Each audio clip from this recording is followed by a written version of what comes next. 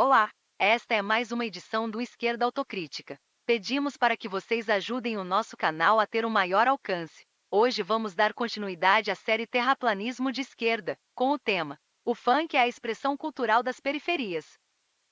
Pouca gente admite, mas o funk é apenas um ritmo musical comercial, bastante precarizado, dotado de uma sonoridade ruim e uma forma de expressão bastante grosseira, que nunca teve um compromisso real em desenvolver a arte e a cultura, nem uma preocupação em desenvolver nas comunidades pobres valores culturais relevantes e progressistas. Mas nos últimos 20 anos uma narrativa surgiu, cresceu e hoje domina setores influentes da opinião pública. A de que o funk é um movimento libertário da população pobre, uma cultura das periferias. É como se fosse um quilombo dos Palmares moderno, temperado com o messianismo combatente da Revolta de Canudos e a provocatividade da Semana de Arte Moderna de 1922, ou do tropicalismo de 1968. Com essa narrativa, o funk, sem excluir os demais estilos da música brega popularesca, tornou-se o carro-chefe de um discurso choroso trazido pelas elites intelectuais e difundido amplamente pela mídia. O discurso do pretenso combate ao preconceito, uma falácia muito bem construída que, sob a desculpa do reconhecimento do valor sociocultural dos fenômenos popularescos, busca atingir mercados mais lucrativos, entre o público de classe média. E como surgiu essa narrativa, que simula aspectos de pesquisa etnográfica combinada a uma retórica de pretenso ativismo político e social, que glorifica tanto um ritmo marcado pela ruindade musical e pela imbecilização sociocultural? Vamos explicar como se deu esse processo com o funk, conhecido também como pancadão ou batidão.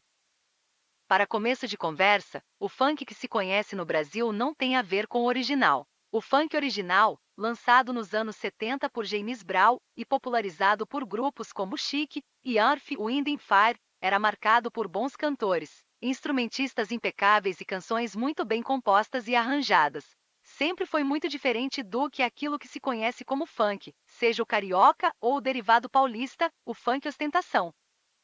Se o funk original era capaz de incluir orquestras, tamanho o seu perfeccionismo musical, o que se conhece como funk no Brasil é marcado pelo extremo oposto, uma profunda precariedade sonora na qual o talento é algo que não se leva em conta. Surgido nos karaokês promovidos por equipes de som como Furacão 2000 e pelo DJ Malboro, o funk carioca surgiu como paródias de cantigas de roda e gritos de torcida, cantarolados por péssimos vocalistas, enquanto um DJ jogava uma batida única, que valia para todo mundo.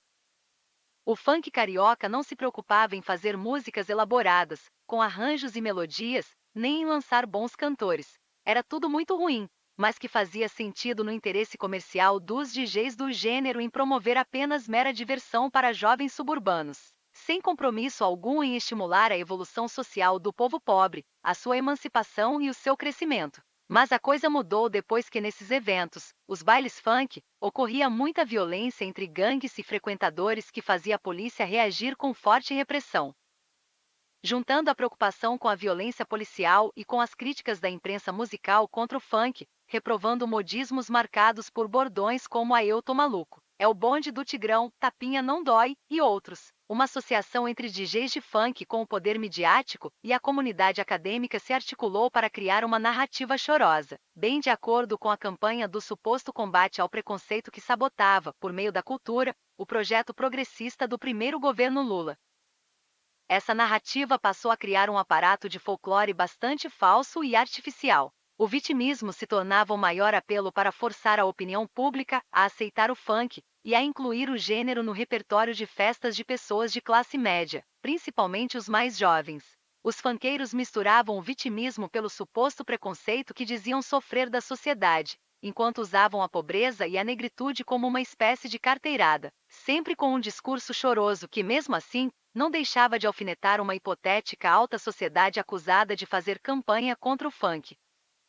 Jornalistas culturais, antropólogos, cineastas de documentários e outros envolvidos passavam a trabalhar um discurso falsamente objetivo, se valendo dos mais sofisticados recursos discursivos para compensar com textos impecáveis os argumentos confusos de defesa do funk, pretensamente classificado como expressão genuína das periferias. Enquanto os programas de televisão, como quase toda a programação da Rede Globo e os demais espaços de entretenimento nas emissoras concorrentes, transformavam o funk em festa, dando como exemplo o Globo Esporte, que cruzava modismos funkeiros com a paixão de torcedores de futebol. Na imprensa, grandes reportagens tratavam de exaltar o funk como cultura das periferias, enquanto teses acadêmicas supostamente desafiadoras davam um verniz de objetividade científica na abordagem do gênero. O mesmo ocorrendo com os filmes documentários, como Sou Feia, Mas Tô na Moda, de Denise Garcia, título baseado num sucesso de Tati Quebra-Barraco.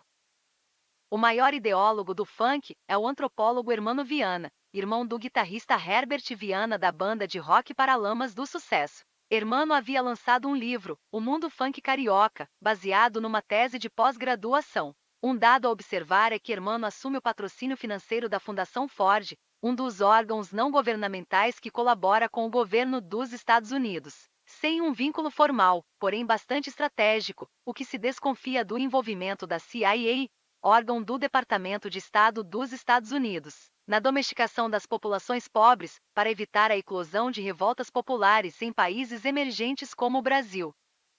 A denúncia de que o funk é agente da CIA, comparável ao que Cabo Anselmo representou entre os marinheiros dos tempos de João Goulart, em 1964, foi divulgada pelo jornalista e historiador Sérgio Cabral, pai do político homônimo preso acusado de corrupção, e pela sambista Bete Carvalho, esta uma notável ativista de esquerda. Mas a essas alturas o funk integrava a sabotagem cultural que cooptava o apoio das esquerdas, e muita gente dita de esquerda ridicularizou a denúncia, com gracejos e gozações que não diferem muito do que fazem hoje os bolsonaristas. Suspeita-se que o envolvimento da CIA com o funk se daria através dos órgãos sem vínculo político institucional, como Fundação Ford e Soros Open Society, do magnata George Soros, cujo investimento é intermediado por entidades de pesquisa ou por organizações não governamentais brasileiras. A CAP seria uma intermediária para o financiamento estrangeiro para pesquisas em prol do funk ou de projetos que glamourizem a pobreza, como meio de diagnosticar os níveis da miséria humana e as possíveis ameaças de alguma rebelião popular a serem amenizadas pela anestesia cultural da diversão popularesca.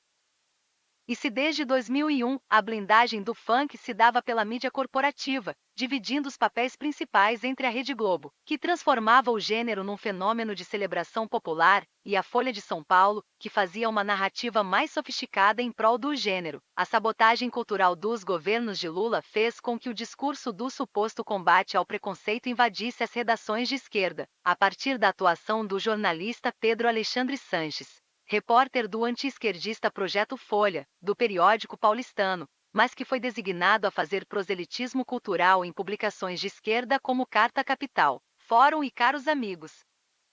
Foi na Caros Amigos também que um antigo funkeiro da geração 90, MC Leonardo, da dupla MC Júnior e MC Leonardo, e envolvido na PAFunk, Associação de Profissionais e Amigos do Funk, virou também um colunista e ideólogo do funk, reforçando o discurso vitimista. Apesar de posar de esquerdista, MC Leonardo fazia jogo duplo, colaborando também no periódico Expresso, ligado ao jornal O Globo, e em palestras patrocinadas pela Rede Globo de televisão.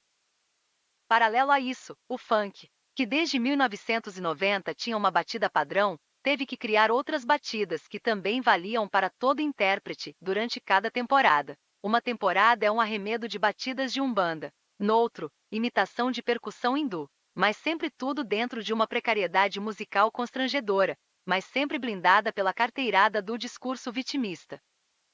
Pegando carona no bonde das causas identitárias, o funk não escondeu seu machismo, mesmo quando as funkeiras promoviam um falso feminismo estranhamente manifesto pela objetificação do corpo feminino. O funk tentava botar culpa na sociedade como um todo, numa crítica fraca e sem agir para combater tal problema. Ao longo dos anos, o funk também era acionado toda vez que havia uma crise política, na tentativa de se passar por uma pretensa revolta popular contra os abusos dos governos golpistas de Michel Temer e Jair Bolsonaro.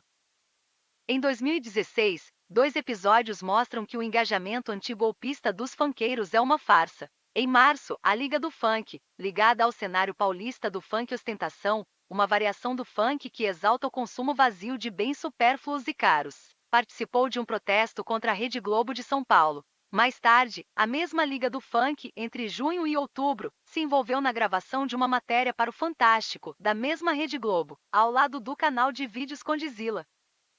Já em 17 de abril de 2016, o DJ dono da Furacão 2000, Rômulo Costa, ligado à bancada da Bíblia e, na época, sogro da golpista socialite Antônia Fontinelli, fingiu ser esquerdista para organizar um baile funk pretensamente em defesa de Dilma Rousseff, realizado em Copacabana, no Rio de Janeiro. Era um evento para anestesiar a revolta popular, sob a desculpa mentirosa de que o funk estaria ao lado das esquerdas no dia em que o Congresso Nacional votou pelo Fora Dilma. A farsa foi desmascarada quando a imprensa internacional focalizou o evento não como um ato político, mas como uma festa, e os parlamentares foram votar mais tranquilos, graças à ajuda do amigo Rômulo e seu ato de quinta coluna.